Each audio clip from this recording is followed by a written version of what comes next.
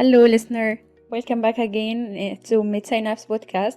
Today we will continue our series in skin conditions with our expert, Dr. Akreti. Welcome, Dr. Akreti. Thank you so much for having me. Thank you so much for your time and care to support us with informative and valuable insights every time. So today we will have a very common skin condition, which is eczema. Firstly, I need to know how would you define atopic dermatitis and what are the key clinical features? The first word you used was eczema. Eczema means inflammation of skin, and atopic dermatitis is one of the kinds of eczema that we have. Now, this is usually seen in children. It starts below the age of 5 and it can come up to any age, but the start happens when the children are really young. It is also associated with hay fever, with asthma and allergies. So people who have atopic dermatitis, they have skin rash, they have asthma, they have some part of hay fever, some part of other allergies. Clinically, the symptoms usually there's a rash which is in the folds of the skin, like the elbows, then behind the knees, behind the neck. So these are the most common sites. Along with that, there is puffiness of eyes, puffiness of lips, swelling around the lips, cracked hands, cracked feet. These are the most common symptoms of atopic dermatitis. Great. So, Dr. Akriti, how do you differentiate atopic dermatitis from other eczematous conditions such as contact dermatitis or seborrheic dermatitis? Okay, so atopic dermatitis is more because the body lacks certain immunity and the body fights, like it's an autoimmune condition, so it fights against the skin cells. So this is something from inside. Contact dermatitis is when my skin comes in contact externally from some agent and then gets a rash. Like if I touch, say, a hair dye or a flower or some color, because of which I can get a rash, that is contact dermatitis. But atopic dermatitis is from the inside. Seborrheic dermatitis, on the other hand, is because of excessive oil production, that is sebum. So seborrheic dermatitis usually comes on the scalp like dandruff. It comes on the eyebrows, it comes on the beard area, on the chest area. So seborrheic dermatitis is more in hairy areas, whereas atopic dermatitis is in non-hairy areas and more in the folds of the skin. Great. So, Dr. Akriti, what are the mainstay treatments for atopic dermatitis? The mainstay treatment usually during an episode or during an attack will be corticosteroids, be it topical or oral.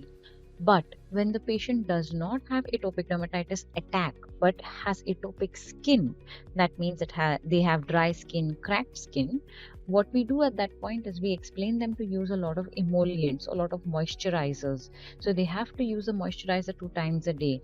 The water that they have a bath with cannot be very hot or very cold, so it has to be lukewarm. The clothes that they wear have to be cotton, non-allergic, non-fiber, nothing coming out of it, no wool, no resin, no polyester, so that anything that comes in touch with the skin does not irritate the skin. They should usually have a humidifier in the room so that there's moisture in the room always present.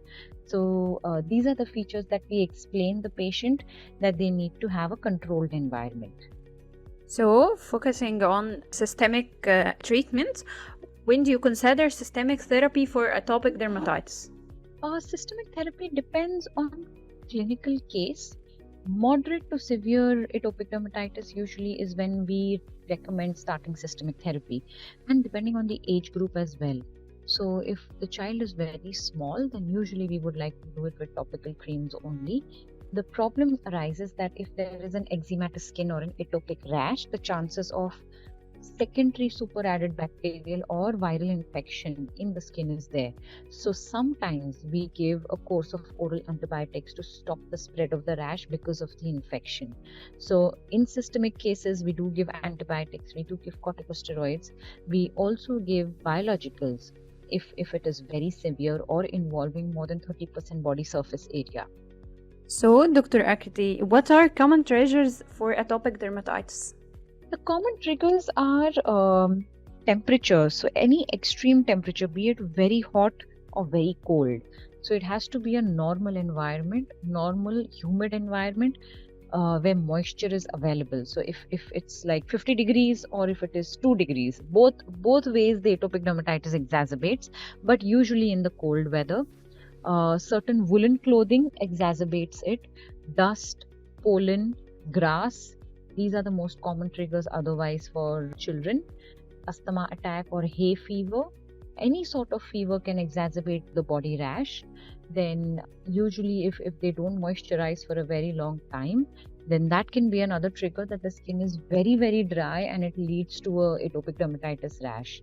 As we grow older and when we have something called as adult onset atopic dermatitis, that is usually stress induced. So some hormonal imbalance can also cause a stress on atopic dermatitis. Great. Patient awareness is most important thing and very crucial to be friendly with case. So, Dr. Akreti, how do you empower patients to manage their atopic dermatitis effectively? Educating the patient about the condition is very important because they need to understand that they are born with this skin.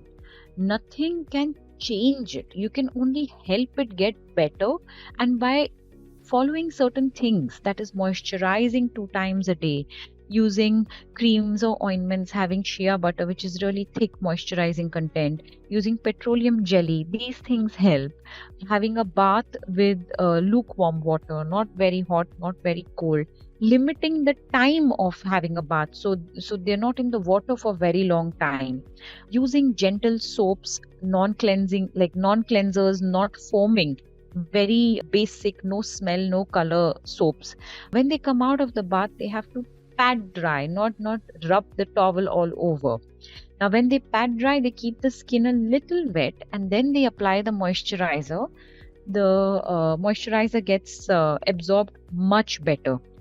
As far as possible, do deep cleaning and make sure that there are no dust or mite in the house.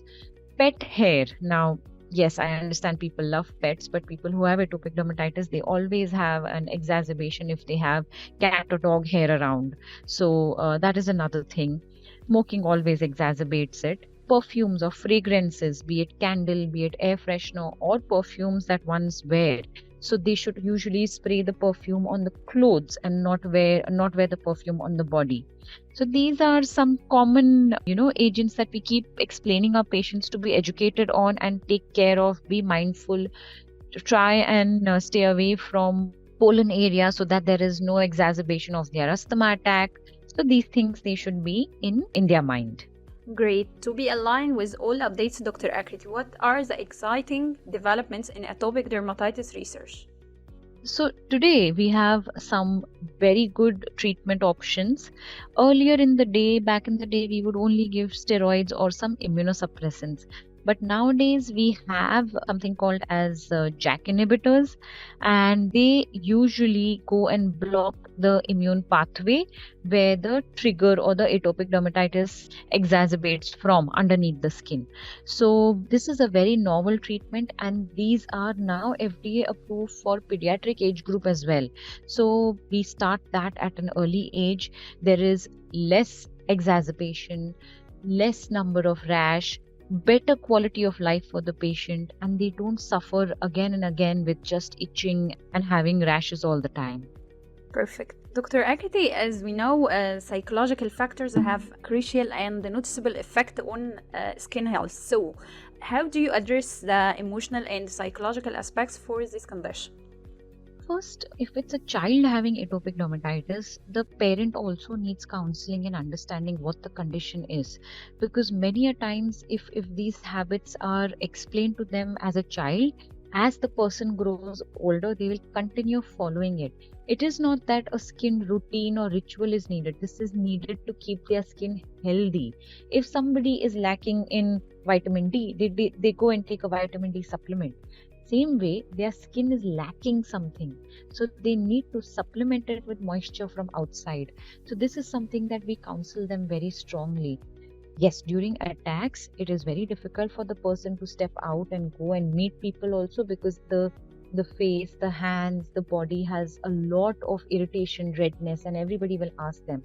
So such patients are explained that if they feel, they can visit a counselor and speak to them about the condition, but more and more to make them realize that if they take care, if they prevent it, they will not have exacerbations of the rash.